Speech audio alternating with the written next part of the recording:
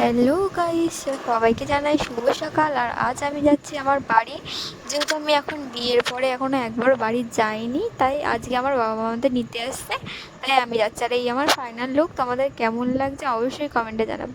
তারপর আমি চলে যাচ্ছিলাম গাইস গাড়ির কাছে, আর আমার শাশুড়ি শ্বশুর ওরা আসছিল আমাদের দিতে গাড়ি অবধি।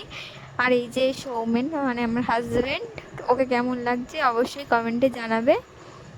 তো চলো এখন গাড়িতে ওঠা পড়ে যাক।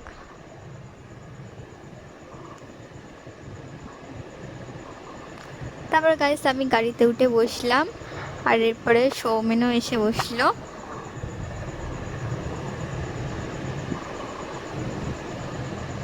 তা এই যে আজকে আমার লুকটা। আর আজ আমি এবারে চলে এসেছি আমাদের বাড়ির কাছে, আর এবার গাড়িতে দাঁড়িয়ে রয়েছি। আর ও জিজ্ঞাসা করছিল যে এতদিন পর তুমি বাড়ি আসছো, তো আমার কেমন লাগছে। আমি বলছি ভালো লাগছে, আর ভীষণ ক্লান্ত হয়ে গেছিলাম, ওই জন্য এমন করছিলাম, কারণ অনেকটা জার্নি করে